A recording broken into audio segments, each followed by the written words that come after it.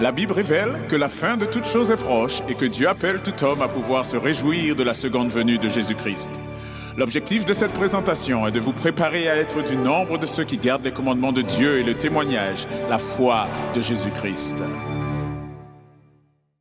Bonjour à toutes et à tous et je vous souhaite un excellent sabbat dans la paix et la grâce qui nous viennent de Dieu notre Père et de notre Seigneur Jésus-Christ. Et je suis véritablement euh, heureux, dans la joie, de pouvoir être dans ce saint sabbat, premièrement, et deuxièmement, euh, de pouvoir être au service du Seigneur en étant à votre service. Et je tiens à vous saluer, tout un chacun, que vous soyez en Europe, en Amérique du Nord, en Amérique du Sud, dans la Caraïbe, en Afrique, dans l'océan Indien ou dans l'océan Pacifique, quel que soit l'endroit sur ce globe d'où vous suivez ce service. Soyez les bienvenus et car nous avons eh bien également et nous avons cette certitude eh bien la présence des anges de Dieu qui veulent se joindre à nous dans le service que nous lui rendons, mais aussi la présence de notre Dieu que nous allons formellement invoquer maintenant par la prière et c'est pour cela que je vous invite à vous prosterner avec moi là où c'est possible.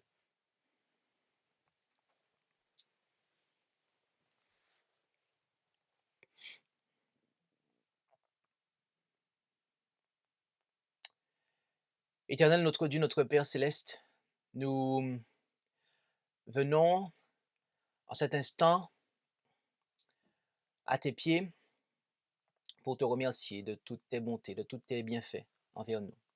Et nous aspirons à pouvoir recevoir une bénédiction.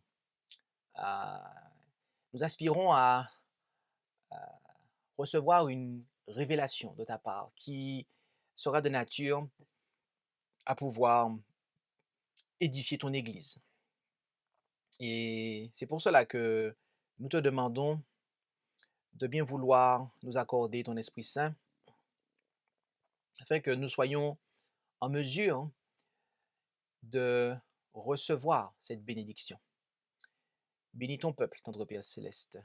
Accorde-lui la concentration. Accorde-lui l'intelligence. Et par-dessus tout, un cœur désireux de te plaire.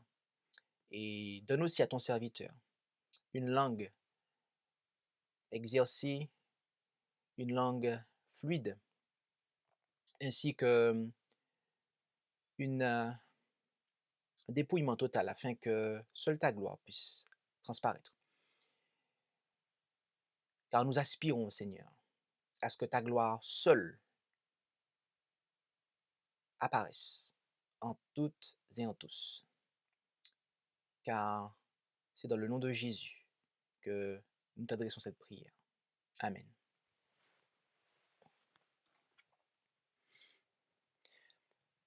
Le titre de cette présentation est l'édification de l'Église du Christ. Lorsque nous parlons de l'Église, il nous faut préciser l'Église du Christ, car nous avons déjà présenté que l'Église, à elle seule, est un concept qui est neutre. Et de ce fait, il y a l'Église de Dieu, l'Église du Christ, et face à cela, l'Église de Satan. Cette présentation est destinée à pouvoir nous aider à comprendre ce qu'est et comment édifier l'Église, non pas de Babylone. Les églises corrompues, déchues moralement, mais l'Église de Dieu, l'Église du Christ. Car voyez-vous, mes amis, si nous ne sommes pas dans l'édification de l'Église du Christ, eh bien à ce moment-là, nous sommes dans l'édification de l'Église de Babylone. Si nous ne sommes pas dans l'édification de l'Église du Christ, nous sommes non seulement dans l'édification de l'Église de Babylone, mais aussi nous détruisons en fait. Nous détruisons l'Église du Christ. Donc, il est important pour chacun d'entre nous de savoir ce qu'est l'édification. Qu'est-ce qui édifie? Qu'est-ce qui n'édifie pas? De manière à pouvoir uniquement être en train d'édifier l'Église et non pas de la détruire.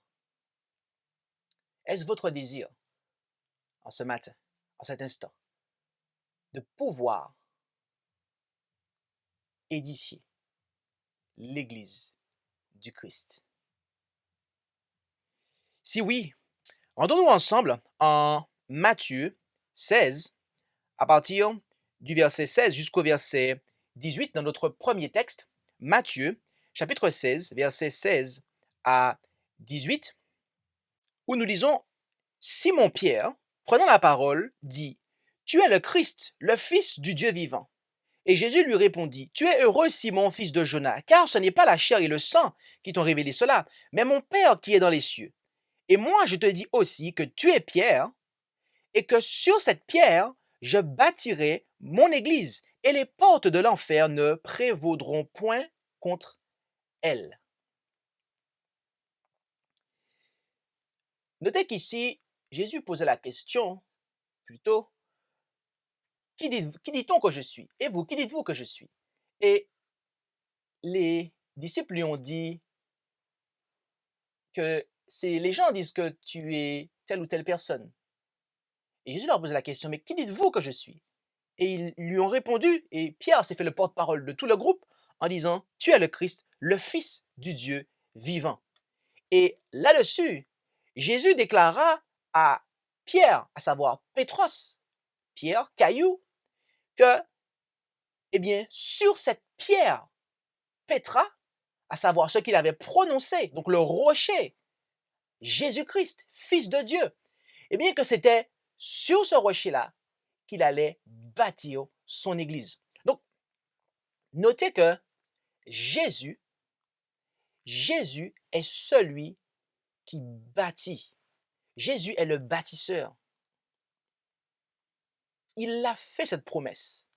Et voyez-vous, lorsqu'il bâtit quelque chose, eh bien, les portes de l'enfer ne prévalent point contre son église. Non, mes amis. Les puissances des ténèbres n'ont aucune emprise réelle. Si c'est lui qui est le bâtisseur, eh bien, les puissances des ténèbres n'ont aucune emprise sur son église en réalité. Et la mort elle-même n'aura pas raison de son église. En Acte 20, verset 32, Acte 20, verset 32, nous lisons « Et maintenant, frères, je vous recommande à Dieu et à la parole de sa grâce, lui qui peut vous édifier et vous donner l'héritage avec tous les saints. » Jésus-Christ est la parole de Dieu. Et ici, alors qu'il était en train de terminer son exhortation aux anciens, Paul leur déclara qu'il les recommande à Dieu ainsi qu'à la parole de sa grâce. La parole de sa grâce. Et Dieu est la parole. sont en mesure de nous édifier. C'est par sa parole que Dieu nous édifie. Donc, il y a Dieu le Père, le Très-Haut, le Tout-Puissant, qui par sa parole, et nous savons que sa parole, c'est Jésus, eh bien, qui est à l'œuvre pour édifier. Bien-aimés,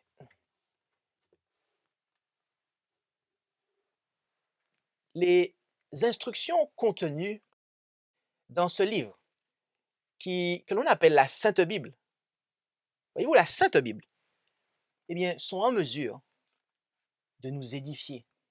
Ils sont en mesure de pouvoir nous édifier, de sorte que nous puissions faire partie du peuple des saints, de ceux qui gardent les commandements de Dieu et le témoignage, la foi de Jésus-Christ. C'est pour cela que la parole de Dieu a son importance, a une importance capitale dans l'édification de l'Église. Tout ce qui n'est pas en conformité avec cette parole, eh bien, ne sera pas de nature à pouvoir édifier l'Église. Et c'est pour cela qu'il nous est dit en Colossiens 2, versets 6 et 7, Colossiens chapitre 2, versets 6 et 7, « Ainsi, comme vous avez reçu le Seigneur Jésus-Christ, marchez avec lui, enracinés et fondés, ok?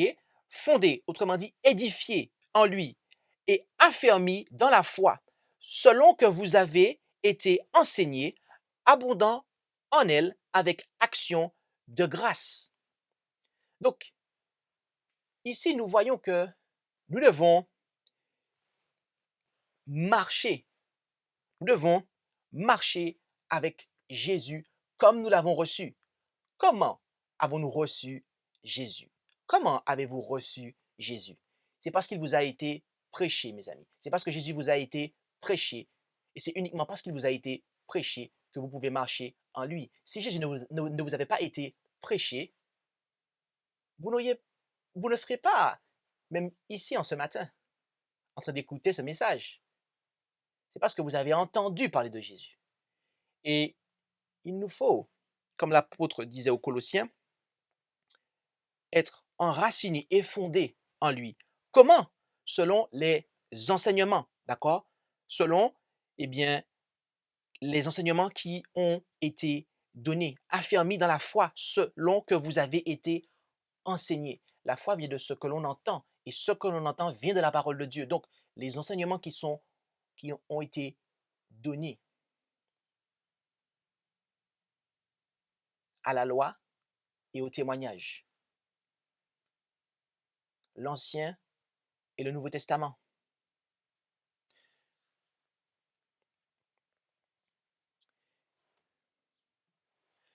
Le don d'enseignement, et très précisément les dons d'enseignement, sont, d'après l'Écriture, destinés à édifier l'Église. En effet, en Éphésiens 4, versets 11 à 14, nous lisons « C'est aussi lui, Éphésiens 4, 11 à 14, c'est aussi lui qui a établi les uns apôtres, les autres prophètes, les autres évangélistes et les autres pasteurs et docteurs pour le perfectionnement des saints, pour l'œuvre du ministère, pour l'édification du corps de Christ, jusqu'à ce que nous soyons tous parvenus à l'unité de la foi et de la connaissance du Fils de Dieu, à l'état d'homme fait, à la mesure de la stature parfaite de Christ, pour que nous ne soyons plus des petits enfants flottants et emportés çà et là à tout vent de doctrine par la tromperie des hommes et par leur adresse à séduire artificieusement. » Et vous pouvez comparer cela avec 1 Corinthiens 3, versets 9 à 15. Dans ce passage que nous venons de lire, nous apprenons que les dons d'enseignement, apôtres, prophètes, évangélistes, pasteurs et docteurs, eh bien, sont là pour l'exercice du ministère, lequel a pour objectif l'édification du corps de Christ. Autrement dit, de l'Église. Autrement dit, de l'Église. L'Église est le corps du Christ.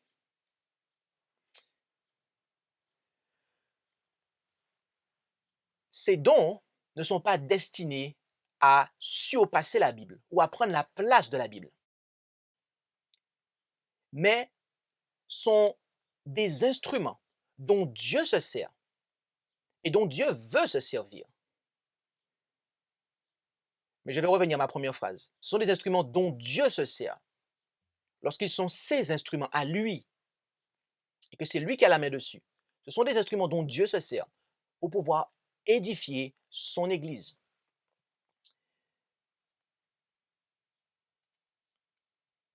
Chacun d'entre eux a son importance. Et celui de prophétie, notamment. En effet, en 1 Corinthiens 14, verset 3, 1 Corinthiens 14, verset 3, nous lisons, « Mais celui qui prophétise édifie, exhorte et console les hommes par ses paroles. » Prophétiser ici signifie donner des messages qui sont inspirés, d'accord? C'est parler sous l'inspiration. Cela a deux implications. Premièrement, à ceux que l'on appelle les prophètes, qui ont des songes ou des visions, mais de manière secondaire, un peu plus large, à tous ceux qui sont sous une inspiration qui n'est pas nécessairement celle de l'esprit de prophétie. D'accord? Voilà pour l'application secondaire. Mais j'aimerais rester sous l'application principale et primaire lorsque on est sous l'inspiration, qu'on a des songes, des visions. Les messages des prophètes servent à construire l'expérience du chrétien pas à pas, mes amis. Et l'Écriture, en Apocalypse 12, verset 17, nous dit que le don de prophétie, qui est le témoignage de Jésus, on nous parle en Apocalypse 12, 17 du témoignage de Jésus, et nous savons qu'il s'agit en fait du don de prophétie, de l'esprit de prophétie, donc le don de prophétie, eh bien qu'il doit se manifester au sein même de l'Église du reste. Et nous avons vu ce don-là se manifester dans le ministère de Madame Sœur Ellen G. White, et nous avons été grandement bénis par ce ministère, mes amis, par ce don. Et c'est pour cela que tous les soirs, nous lisons l'esprit de prophétie et nous en recevons instruction. Nous sommes exhortés, édifiés, consolés et même repris dans nos convictions intimes, dans nos cœurs, chacun d'entre nous. Êtes-vous des nôtres chaque soir à partir de 19h sur la page service live du site leres.org pour écouter, soit via la webconférence, soit via YouTube, soit via l'audioconférence, pour écouter l'esprit de prophétie. Oh mes amis, si ce n'est pas le cas, je vous en supplie, faites des plans pour être parmi nous chaque soir, pour vous aussi être édifiés par les enseignements de l'esprit de prophétie, car nous en avons tant besoin. Pour ma part, je peux vous dire que je suis très édifié. Et j'en suis sûr qu'il en sera de même pour vous. Si vous voulez marcher dans les voies du Seigneur, vous en recevrez une grande édification. L'Écriture nous parle également d'aspirer aux dons les meilleurs, dans un objectif bien précis. Lisons 1 Corinthiens 14, verset 12. « Ainsi, puisque vous désirez avec ardeur les dons spirituels, cherchez à en avoir abondamment pour l'édification de l'Église. » Et nous pouvons comparer cela avec le verset 26 où cette pensée est sensiblement répétée.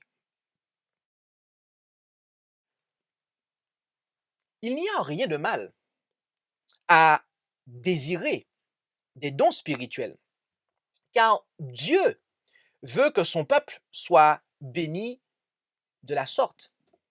Mais le grand objectif de toute effusion de l'esprit, qui est l'édification de l'Église, doit être la seule motivation poussant à rechercher ces dons. Il ne doit pas y avoir de recherche égoïste des dons afin de s'exalter et de satisfaire une ambition personnelle de pouvoir au-dessus de ses semblables. Si je désire prêcher, notamment pour pouvoir être au-dessus des autres frères, notamment pour pouvoir recevoir de l'argent, ou pour je ne sais quelle autre motivation égoïste, je ne vais pas du tout édifier l'Église, mais je vais m'édifier moi-même. Je cherche en fait à édifier ma réputation, à remplir mes poches, mais je ne cherche pas à édifier l'Église quand j'ai une telle motivation.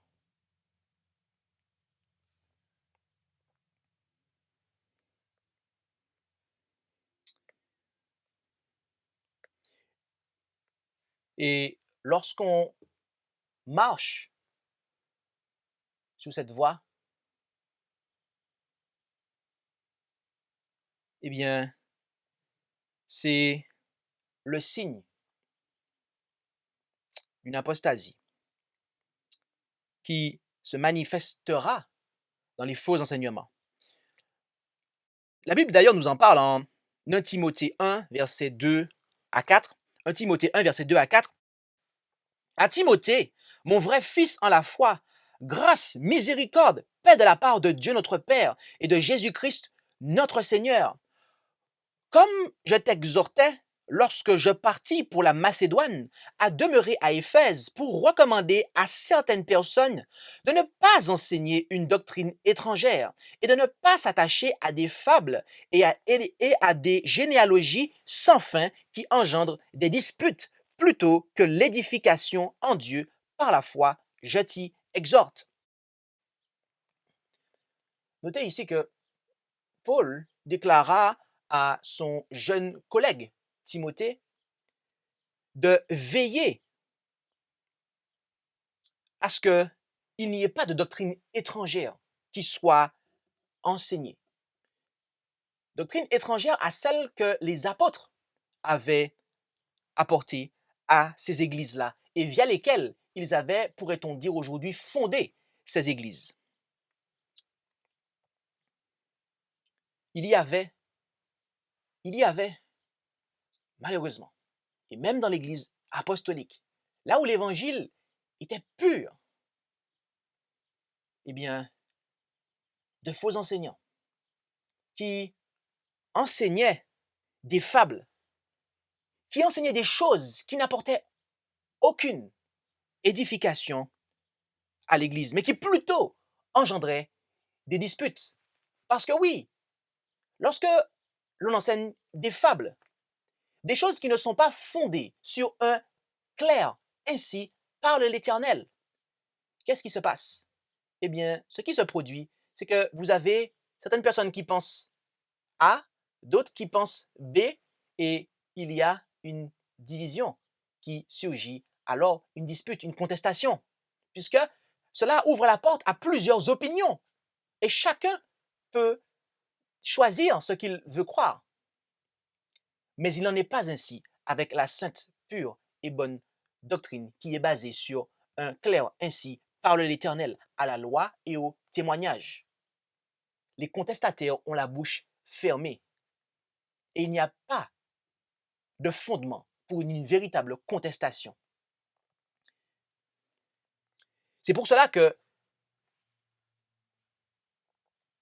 il a été donné l'enseignement suivant, la recommandation suivante en matière de discipline ecclésiastique. Romains 16, versets 17 et 18. Cependant, je vous exhorte, frères, à prendre garde à ceux qui causent des divisions et des scandales contre la doctrine que vous avez apprise, et à vous éloigner d'eux, car de telles personnes ne servent point notre Seigneur Jésus-Christ, mais leur propre ventre. Et par des paroles douces et flatteuses, ils séduisent le cœur des simples. Et vous pouvez comparer également avec 2 Thessaloniciens 3, versets 6 et 14, Tite 3, verset 10, où il nous est dit qu'après 2 avertissements, après avoir averti 2 fois un faux enseignant, il faut le mettre de côté, il faut le mettre à l'écart, le censurer. On a aussi un 3e passage qui est 2 Jean, verset 10. D'accord? Il n'y a qu'un seul chapitre, donc c'est 2 Jean, verset 10. Notez que Paul déclare ici que les personnes qui causent des divisions et des scandales contre la saine doctrine que vous avez apprise. Les faux enseignements, mes amis, sont la cause des divisions. Et de ce fait, par inversement en fait, si nous comprenons, eh bien, il n'y a pas d'édification. Puisque lorsque vous édifiez quelque chose par la signification littérale du mot édifier, c'est que vous posez pierre sur pierre et vous édifiez, vous construisez. Tel enseignement s'emboîte avec un autre enseignement, un autre et un autre, de manière à former un édifice. Mais lorsque de faux enseignements s'infiltrent dans l'Église, lorsque des enseignants s'infiltrent dans l'Église et veulent apporter leur doctrine, qui viennent en fait renverser un enseignement qui est pur, saint, ce n'est pas un travail d'édification, mais c'est un travail de destruction, de division, de destruction. Et l'Église a reçu pour ordre de traiter cela d'une manière très claire, très simple. C'est, premièrement, d'identifier qui est-ce qui enseigne des choses qui ne se conforment pas avec, non pas le manuel d'Église, mais la Bible, qui ne s'accorde pas à la loi et au témoignage. Et lorsque cela est fait, après 2 avertissements, si vous lisez Tite 3, verset 10, de mettre cet enseignant sur le côté, de manière à ce que l'Église puisse ne recevoir que des enseignements qui vont l'édifier. Et voyez-vous, l'apôtre Paul a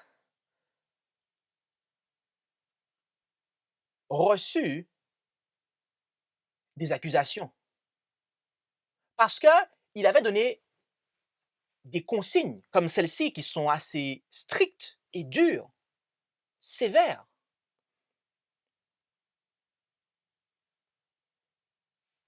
Mais également parce qu'il avait repris un certain nombre. Lisons 2 passages où il nous est fait état de cela et nous allons ensuite les analyser. Le premier, c'est 2 Corinthiens 10, versets 8 à 10.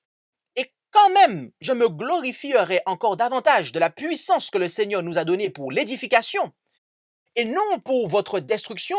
Je n'en recevrai point de honte, afin qu'on ne croie pas que je veuille vous intimider par mes lettres. Car ces lettres, dit-on, sont sévères et fortes. Mais quand il est présent, sa personne est faible et sa parole méprisable. Le deuxième passage, qui est presque similaire, se trouve en 2 Corinthiens 13, verset 10. C'est pourquoi j'écris ces choses étant absent, afin que lorsque je serai présent, je n'ai pas à user de sévérité, selon l'autorité que le Seigneur m'a donnée pour édifier et non pour détruire. Dans le premier passage, l'apôtre parle de glorifier. les faux dirigeants, les faux enseignants dont parle l'apôtre s'étaient livrés à une grande fanfaronnade égoïste lorsque nous lisons le chapitre 5 et le verset 12. Et c'était maintenant au tour de Paul de se glorifier, mais il le fait à contre-cœur et avec modération dans le seul but de confirmer son autorité en tant qu'apôtre de Christ pour le bénéfice de tous ceux qui pourraient encore être honnêtement confus en la matière. Et voyez-vous, il y a une grande différence entre Paul et ses faux enseignants. Ces derniers se vantaient d'une autorité qui n'était en fait que d'origine humaine et égoïste dans ses objectifs, alors que Paul se vantait d'une autorité qui lui avait été divinement conférée et exercée pour l'édification de l'Église. Voyez-vous, l'autorité évangélique, lorsqu'il y a quelqu'un qui est en charge, un ancien pasteur, etc., eh bien, a pour but d'édifier et non de démolir. Le but des faux enseignants, quant à eux, était de s'exalter, de s'édifier eux-mêmes, ce qui avait pour effet de diviser et de démolir l'Église. Paul avait fondé l'Église de Corinthe par ses efforts de prédication, aussi l'exercice de son autorité, même à travers une discipline sévère, avait pour objectif non pas de démolir, mais de construire, d'édifier. Et Paul cite, dans le premier passage que nous avons lu, il cite les paroles même de ses détracteurs, qui disent « Ces lettres sont sévères et fortes ». Voyez-vous, même ses ennemis, les ennemis de Paul, eh bien, admettaient que les lettres dont il était l'auteur étaient d'une grande efficacité. Et c'est le temps qui confirma leur jugement. Mais ses ennemis ignoraient que ces épîtres étaient inspirées et qu'elles constitueraient une partie de ce qui allait devenir le Nouveau Testament, la base de l'enseignement, une grande base de ce qu'est l'enseignement chrétien aujourd'hui. Les épîtres de Paul regorgent d'arguments irrésistibles en faveur de la foi. Elles sont remplies de la puissance du Saint-Esprit, qui se manifeste par des réprimandes sévères, par l'amour et la douceur chrétienne, par l'exaltation du Christ comme rédempteur, par des appels aux hommes et aux femmes perdus à accepter le chemin du salut, par l'inspiration à la communion avec le Christ et par le témoignage personnel de sa propre conversion miraculeuse et de son expérience chrétienne. Mais ces détracteurs se moquaient de son physique, tout du moins de sa présence. Parce qu'il disait que lorsqu'il venait, comme on a pu le lire, eh bien, il était humble. Lorsqu'il écrit, il a des lettres qui sont fortes et sévères. Mais lorsqu'il est présent, eh bien, il est faible. Pourquoi disait-il cela? C'est parce qu'au chapitre 10 et au verset 1, Paul nous confirme l'idée selon laquelle il était tout sauf impressionnant dans son apparence personnelle. Il était certainement petit de taille, avec certaines faiblesses.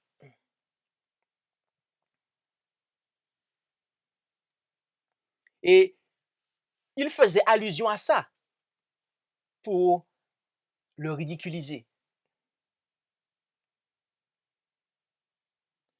Il se pourrait que le ministre que Dieu ait choisi soit en apparence plus faible ou peut-être plus jeune que la majorité. Mais si son ministère est caractérisé par la puissance du Saint-Esprit et que ses messages adressés à l'Église sont de nature à pouvoir l'encourager, la reprendre, l'exhorter, toujours sous la base de il est écrit, les moqueries, les accusations, les dénigrements des faux enseignants, des faux frères, en clair, des suppôts de Satan, n'ont plus de fondement pour tenir.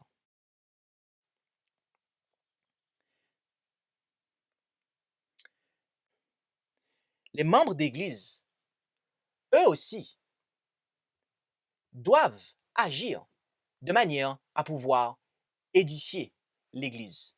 Il n'y a pas que ceux qui ont reçu des dons d'enseignement qui doivent et qui ont la charge d'édifier l'Église à eux seuls. Les membres également ont cette responsabilité-là. Lisons 1 Thessaloniciens 5, versets 1 à 11. 1 Thessaloniciens 5, verset 1 à 11, où il est dit « Pour ce qui concerne les temps et les moments, vous n'avez pas besoin, frères, qu'on vous en écrive. Vous savez bien, en effet, vous-même, que le jour du Seigneur viendra comme un larron dans la nuit. Car lorsqu'ils diront « paix et sûreté », alors une ruine subite les surprendra, comme les douleurs surprennent la femme enceinte, et ils n'échapperont point. Mais quant à vous, frères, vous n'êtes point dans les ténèbres, pour que ce jour-là vous surprenne comme un voleur. Vous êtes tous des enfants de la lumière et des enfants du jour. Nous n'appartenons point à la nuit ni aux ténèbres. Ne dormons donc pas comme les autres, mais veillons et soyons sobres. Car ceux qui dorment, dorment la nuit, et ceux qui s'enivrent sont ivres la nuit. Mais nous qui sommes du jour, soyons sobres, étant revêtus de la cuirasse de la foi et de la charité et du casque de l'espérance du salut. Car Dieu ne nous a point destinés à la colère, mais à la possession du salut par notre Seigneur Jésus-Christ, qui est mort pour nous, afin que, soit que nous veillions, soit que nous dormions, nous vivions ensemble avec lui. C'est pourquoi, dit-il au verset 11, exhortez-vous les uns les autres et édifiez-vous l'un l'autre comme vous le faites aussi. Paul déclara à l'église des Thessaloniciens qu'ils devaient s'édifier l'un l'autre comme il le faisait. Et lorsque nous regardons le contexte que nous venons de lire, il s'agit par rapport, cela est lié au retour de Jésus. Ainsi, en se penchant mutuellement sur des thèmes aussi élevés que la seconde venue du Seigneur et la gloire de l'héritage des saints, les membres d'Église peuvent renforcer leur courage spirituel mutuellement. D'accord? Et c'est ce à quoi nous sommes aussi exhortés en Jude 1, versets 17 à 21, eh bien, à pouvoir nous édifier mutuellement, à pouvoir nous entretenir de ces choses, de la proximité du retour de Jésus. Et donc, nécessairement de la préparation qui nous incombe parce qu'il y a une éternité qui nous attend. Quelles sont nos conversations? De quoi parlons-nous? De quoi aimons-nous à parler lorsque nous sommes avec un frère ou une sœur? Est-ce que nous lui parlons plus des choses de cette terre? Ou est-ce que nous lui parlons du retour de Jésus et donc de la préparation qui incombe pour être en harmonie avec le Seigneur lorsqu'il reviendra et de manière à pouvoir entrer dans l'éternité à venir? Les forts doivent aider les faibles. Comme il nous est dit en Romains 15, versets 1 à 3, nous devons donc, nous qui sommes forts, supporter les infirmités des faibles et ne pas nous complaire en nous-mêmes, que chacun de nous complaise plutôt à son prochain dans le bien pour l'édification. Car aussi, Christ ne s'est point complu en lui-même, mais selon qu'il est écrit, les outrages de ceux qui d'outrage sont tombés sur moi. Et nous pouvons comparer cela aussi avec Romains 14, versets 17 à 19. Le mot traduit par fort ici signifie capable, puissant, et décrit ceux qui sont spirituellement forts. Les croyants spirituellement forts ne se contentent pas de se tenir fermement eux-mêmes, mais ils doivent aussi aider les autres, les plus faibles, à se tenir debout. Est-ce que je me crois fort spirituellement? Est-ce que je m'estime être fort spirituellement? Si c'est le cas, il est de ma responsabilité, devrais-je dire, d'aider ceux qui sont plus faibles. Et ainsi, mon influence sera de nature à pouvoir, eh bien, édifier. En effet, au lieu d'insister sur nos droits et nos désirs, nous devrions être prêts à les subordonner au bien-être de notre frère, de notre sœur, aussi faible et partial qu'il puisse paraître. Paul ne veut pas dire ici, lorsqu'il parle, eh bien, de se complaise plutôt à son prochain dans le bien pour l'édification, il ne veut pas dire que les forts doivent plaire aux faibles en étant d'accord avec leur opinion et leurs pratiques erronées et en se conformant bien évidemment à ce qu'ils pensent qu'ils doivent faire. Non, il ne s'agit pas de ça en fait, mais qu'il faut faire bénéficier. Autrement dit, bénir, si vous préférez aussi, bénéficier. Quand on fait bénéficier, c'est qu'on bénit quelqu'un. D'accord? Eh bien, qu'il faut faire bénéficier ou bénir notre prochain quant à la spiritualité et de l'aider à grandir jusqu'à la perfection.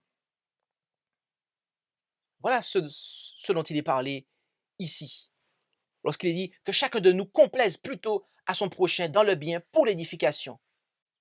Et notez que Paul base cela sur l'exemple du Christ, où il dit car aussi Christ ne s'est point complu en lui-même, mais selon qu'il est écrit, les outrages de ceux qui t'outragent sont tombés sur moi. Christ nous a donné un exemple, mes amis, d'édification. Il est venu pour nous servir et non pour être servi. Et ce, quitte à être maltraité. En Éphésiens 4, verset 29, Éphésiens 4, verset 29, nous lisons « Qu'il ne sorte de votre bouche aucune parole mauvaise, mais que vos paroles soient propres à édifier utilement, et qu'elles fassent du bien à ceux qui les entendent. » Il ne suffit pas que le chrétien s'abstienne simplement de tout discours inconvenant. Mais ces paroles doivent avoir un but utile. Jésus a mis en garde, en effet, contre l'utilisation des paroles vaines en Matthieu 12, verset 36, à savoir des paroles qui n'accomplissent aucun but utile. Et voyez-vous, bien que la parole ne doit pas toujours avoir un caractère profond et même sérieux, dans le sens que nous pouvons rigoler parce que le chien fait une petite galipette et ça nous a fait rire, etc. Elle doit toujours édifier et construire en rendant les hommes meilleurs qu'ils ne l'étaient avant d'entendre ces paroles. Comme au verset 28, l'œuvre du chrétien devrait être au service des autres. Ces paroles doivent donc, elles aussi, être au service de ses semblables.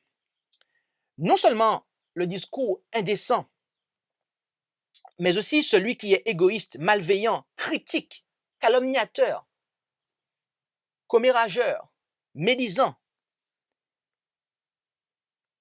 eh bien, corrompt, mais en plus de cela, il détruit. Il vient détruire des choses chez celui qui l'entend, tant chez celui qui le prononce que chez celui qui l'entend. Donc, ces discours sont non seulement indécents, mais aussi ils font du tort. Et ici encore, l'apôtre semble avoir dans le fond de son esprit le thème central de son épître. Ce qui n'édifie pas, eh bien, détruit. Et de ce fait, doit être écarté. En 1 Corinthiens 10, verset 23, nous lisons « Tout m'est permis, mais tout n'est pas utile. Tout m'est permis, mais tout n'édifie pas. » Le comportement du chrétien devrait être régi par le principe énoncé ici, à savoir que toutes choses doivent être faites en ayant à l'esprit la gloire de Dieu et la bénédiction de ses semblables. Ceux qui ne suivent pas ce principe, mais se permettent de faire tout ce qu'ils désirent, à condition que cela ne soit pas en soi un péché, eh bien, feront fréquemment ce qui blesse les autres. Et voyez-vous, les circonstances peuvent faire que quelque chose qui n'est pas un péché en soi devienne un mal et puisse causer du tort. C'est pour cela que, bien que certaines choses nous soient permises, ce n'est pas tout qui sera utile. Ce n'est pas tout qui va édifier. Mais il y a quelque chose qui édifie. Il y a un élément qui édifie. Et la Bible nous en parle. Il s'agit de l'amour. L'amour est ce qui édifie. En 1 Corinthiens 8, verset 1, il nous est dit que la connaissance enfle, mais l'amour édifie. Lorsqu'on nous parle d'enfler ici, c'est-à-dire qu'elle conduit à la fierté et à une idée exagérée de sa propre opinion et à des actes non charitables envers les autres. Je sais des choses, j'apprends des choses, mais si je n'ai pas l'amour, eh bien à ce moment-là, je ne fais qu'enfler en fait.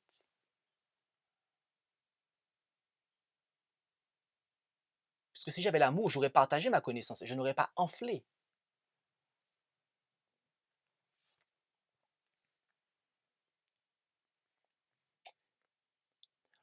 L'amour dont il est question ici est l'amour dans sa forme la plus élevée, l'amour agapé. Ce n'est pas une attraction sensuelle ou biologique, mais un amour fondé sur des principes, lesquels nous sont énoncés en 1 Corinthiens 13, versets 4 à 7. Et on nous parle de charité ici, dans la version Osterwald. La charité est patiente, elle est pleine de bonté.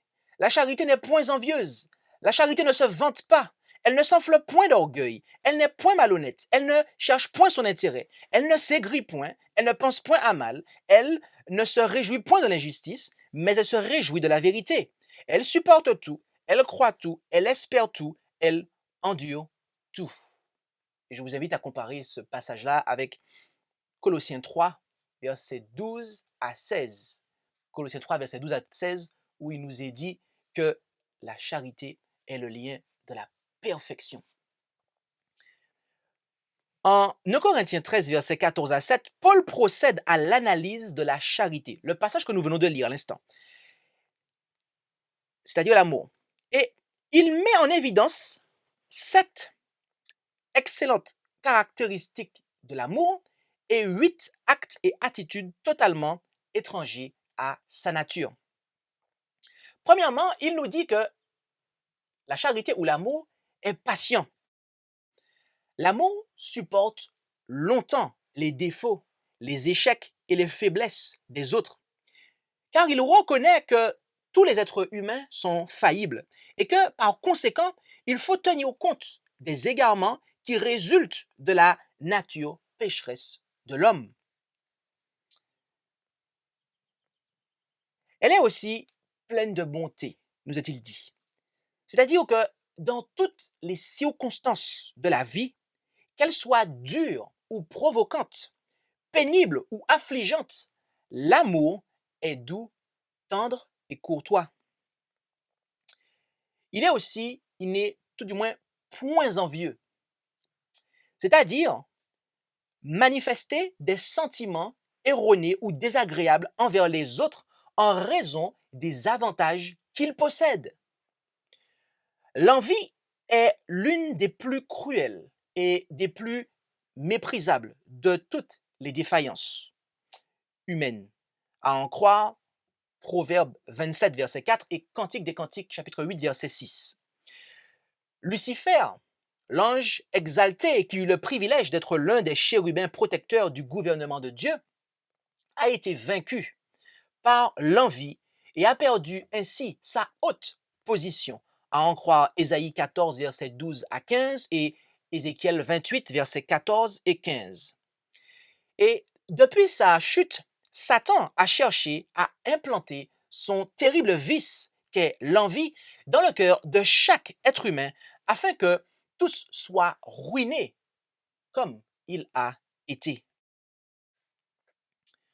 L'amour ne se vante pas, c'est-à-dire ne fait pas son propre éloge, ne s'exalte pas, ne se met pas en avant, mais il est plutôt humble.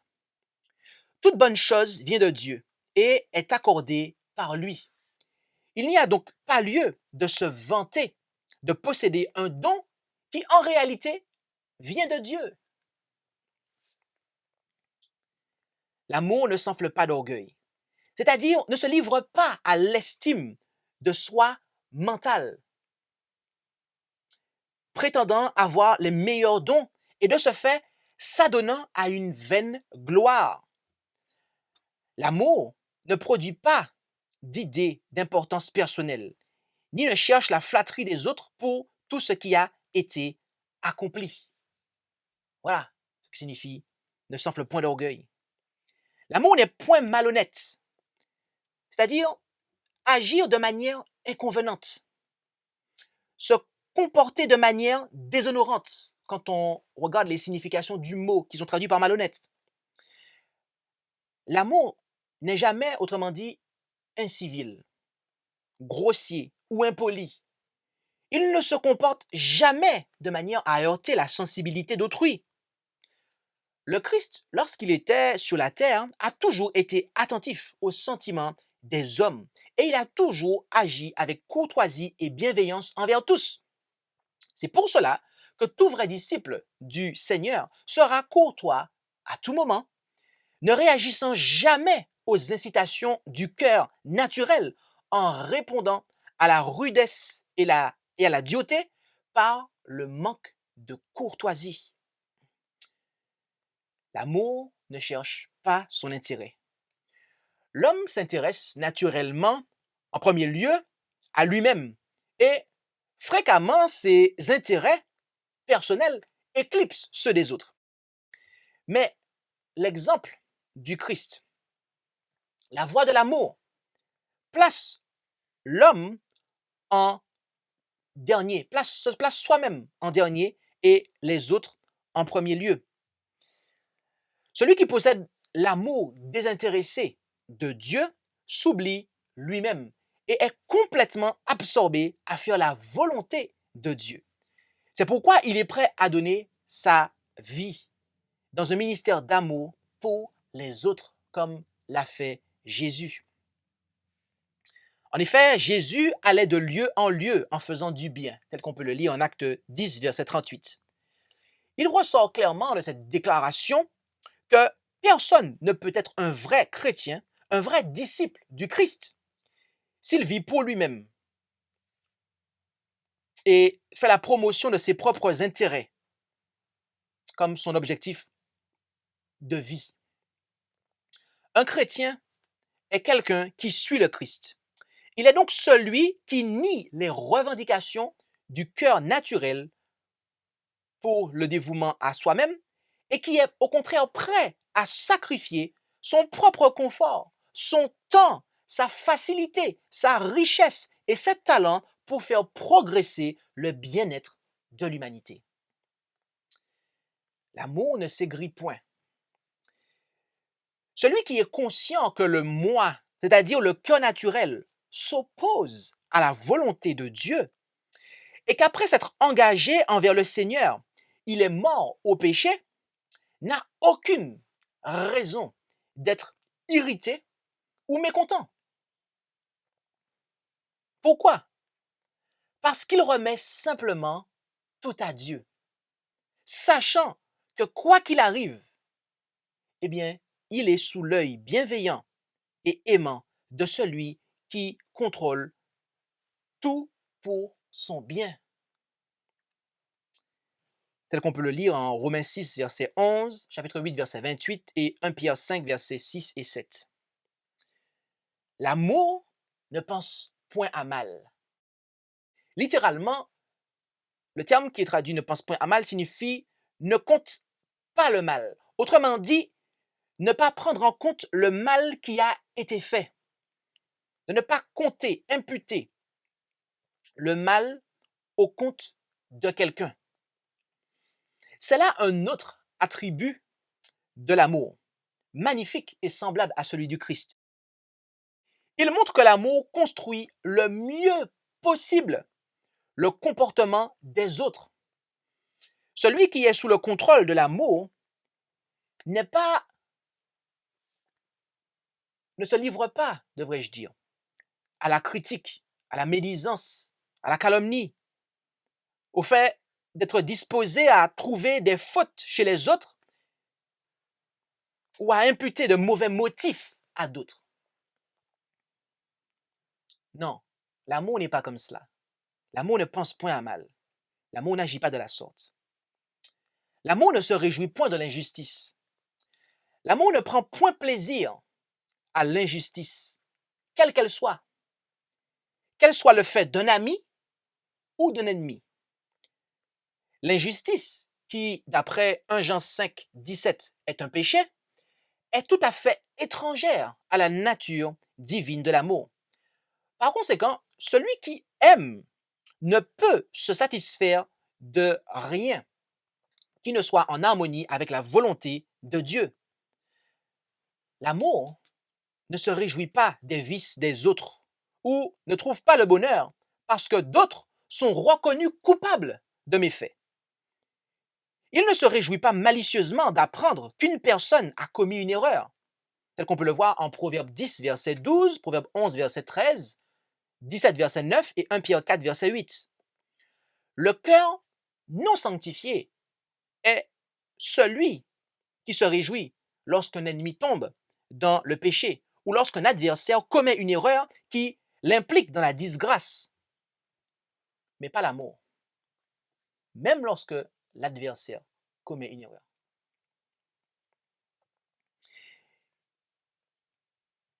L'amour prend le chemin inverse. Il cherche à aider même un ennemi lorsqu'il est en difficulté, tel qu'on peut le voir en Proverbe 24, verset 17, 25, verset 21, Matthieu 5, verset 44 et Romains 12, verset 20. Seuls ceux qui ne sont pas sanctifiés par la vérité trouvent du plaisir dans les méfaits des autres et s'en frottent les mains, comme on peut le voir en Romains 1, verset 32 et chapitre 12, verset 9. L'amour se réjouit de la vérité. Ici, vérité s'oppose à iniquité et signifie vertu, droiture, bonté.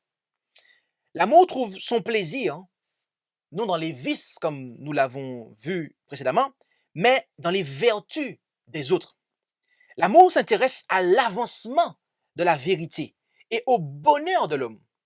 Il est donc reconnaissant chaque fois que la cause de la vérité est soutenue et lui-même soutient la cause de la vérité, de la prédication de la parole de Dieu.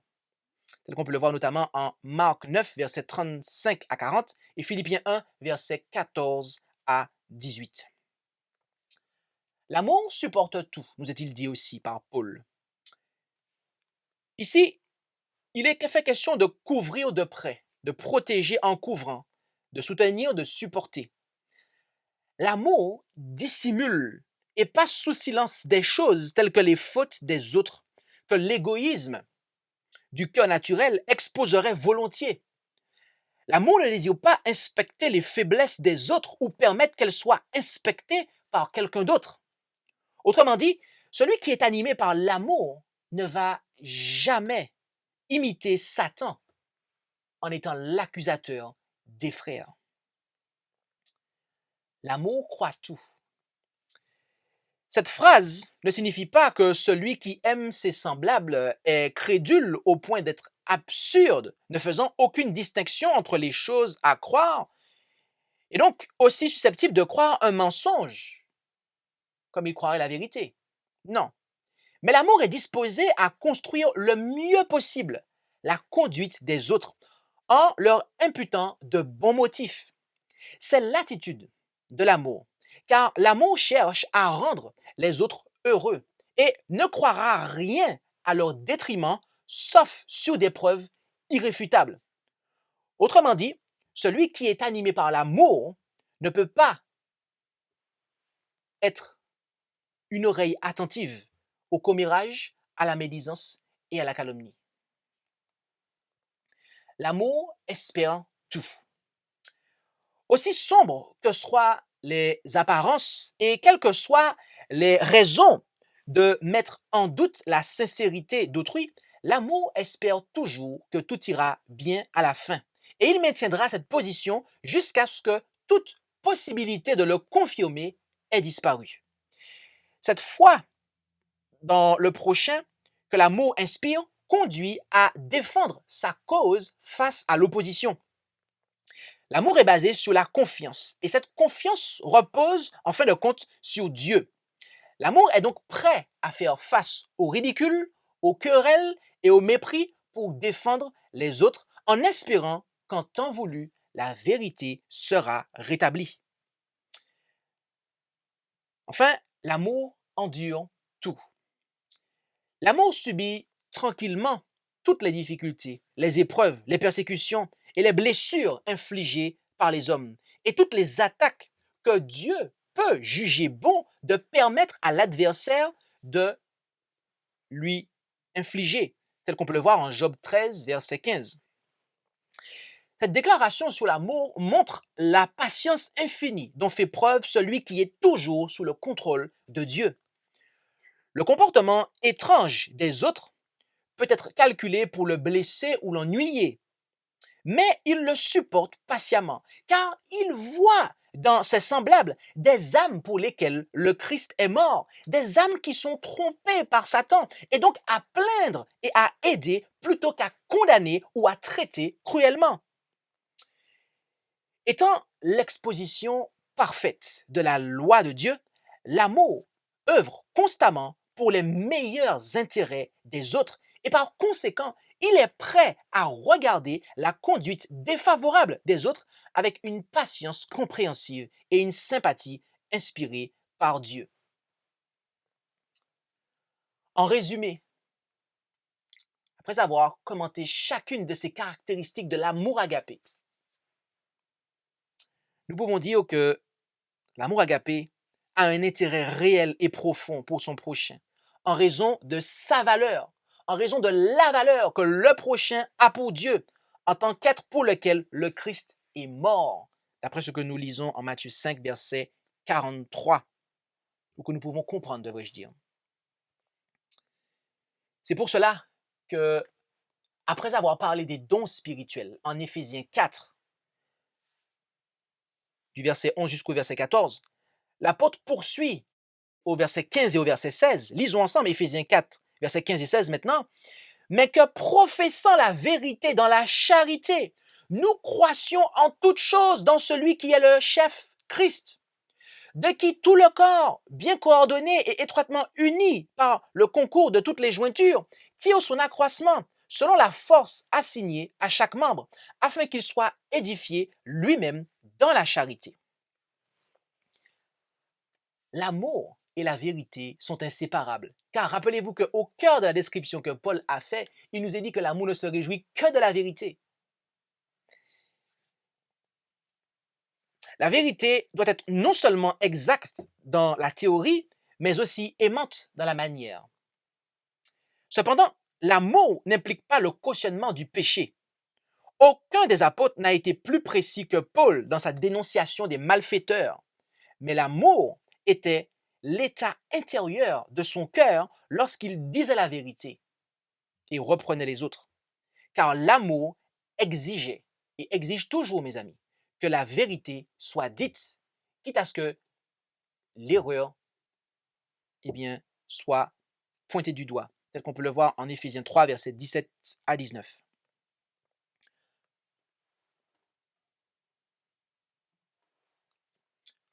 En conclusion,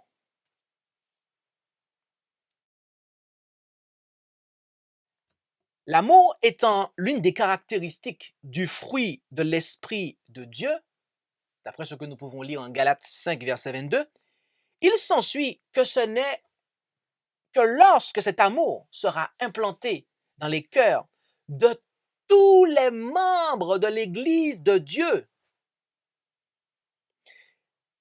que ce dernier, le Très-Haut, par son esprit, pourra habiter pleinement au milieu de son Église, comme ce fut le cas lorsqu'il habitait dans le sanctuaire, le tabernacle, le temple aussi après.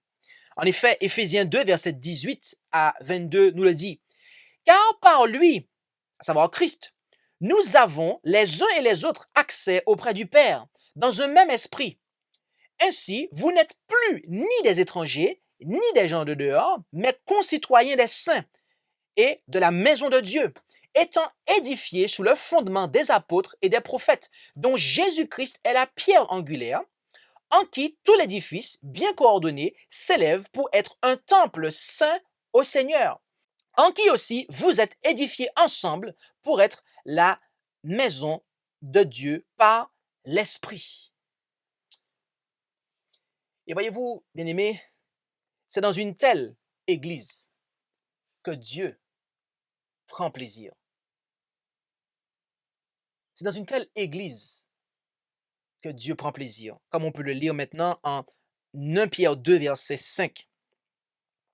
Vous aussi, comme des pierres vivantes, vous êtes édifiés pour être une maison spirituelle, une sacrificature sainte, afin d'offrir des sacrifices spirituels agréables à Dieu par Jésus-Christ. Lorsque l'Église est ainsi édifiée, lorsque l'enseignement pur de la parole de Dieu est présent, ce qui est la base pour qu'il s'agisse de l'Église de Dieu. Parce que si l'enseignement pur n'est pas présent, mes amis, il s'agit là de l'Église de Babylone et pas de l'Église du Fils de Dieu. Lorsque le pur enseignement est présent, mes amis, mais non seulement cela, l'amour de Dieu, l'amour agapé, qui est le lien qui permet de lier tout un chacun, qui est le ciment qui permet de lier toutes ces pierres ensemble. Car vous ne pouvez pas faire tenir pierre sur pierre sans ciment, mes amis. À la moindre secousse, au moindre problème, l'édifice s'écroulerait. Est-ce que vos os sont directement connectés entre eux? Non, il y a du cartilage, mes amis. Il y a du cartilage qui permet à vos os d'être ensemble. S'il n'y avait pas de cartilage, lorsque vous marcheriez, vos os s'useraient, ils se frotteraient l'un sur l'autre et ils se rongeraient, pour ainsi dire. Ils s'useraient. Mais c'est parce qu'il y a du cartilage, mes amis, entre chacun de nos os, que nos os peuvent durer plus ou moins toute notre vie. Eh bien, c'est la même chose pour l'Église, mes amis. S'il n'y a pas d'amour entre nous, au moindre problème, cela va disjoncter, ne va plus fonctionner. pierres que nous sommes, qui devons former l'Église de Dieu, le temple de Dieu, le sanctuaire de Dieu, eh bien, doivent être liés ensemble par l'amour agapé. Et ainsi, même s'il y a une secousse, un problème, cela tient, parce qu'il y a ce cartilage, ce ciment qui nous lie en fait.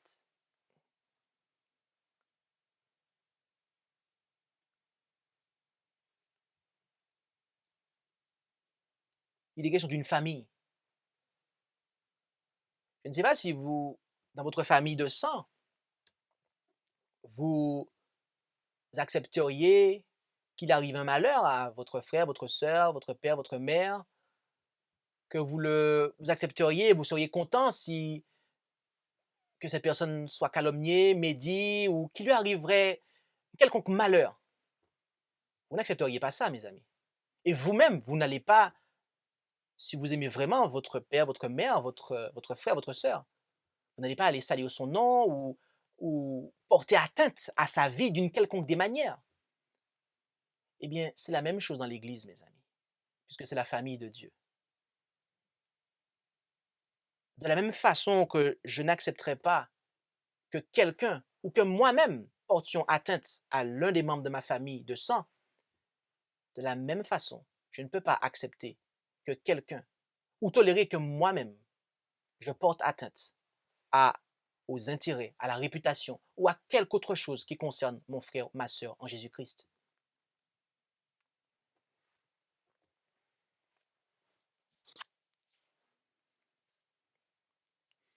Comme nous le disions, ce n'est que lorsque l'Église sera ainsi édifiée,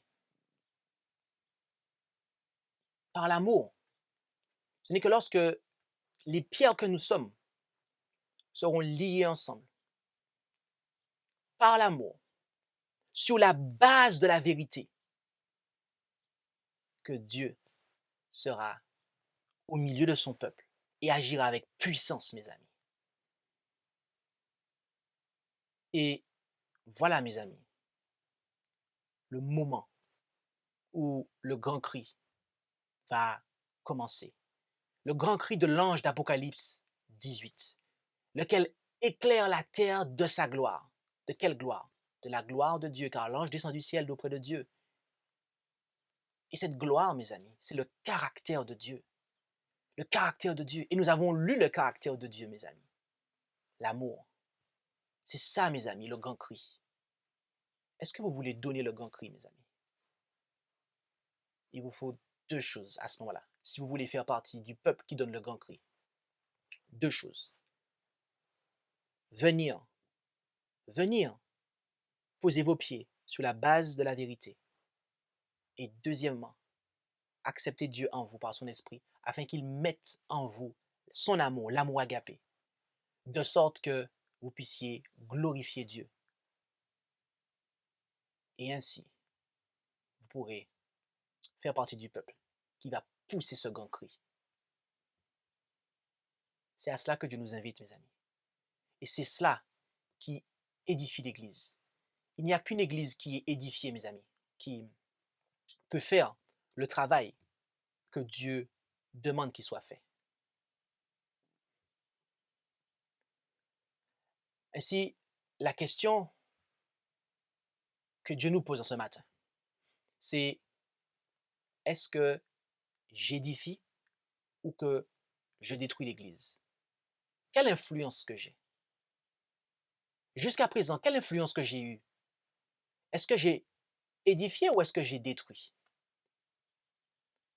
Plaise à Dieu que nous puissions dorénavant n'avoir de l'influence que pour édifier l'Église.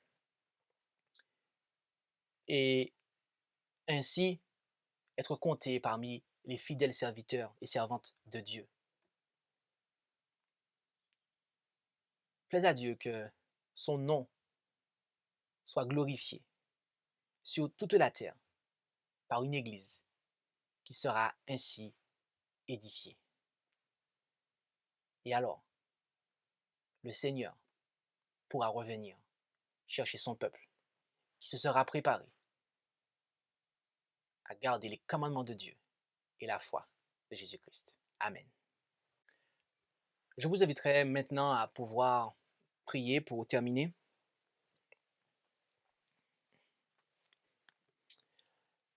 Éternel, notre Dieu, notre Père céleste, nous te remercions pour ta parole qui nous sert de fondement pour l'édification. Et merci de ce que Jésus-Christ, qui est ton Fils, eh bien, soit aussi à l'œuvre pour cette édification. Et que par l'enseignement de ta parole, nous recevions tout ce qu'il nous faut pour être édifiés. Et tu nous as fait également savoir que, eh bien, l'amour est le lien de la perfection et ce qui édifie.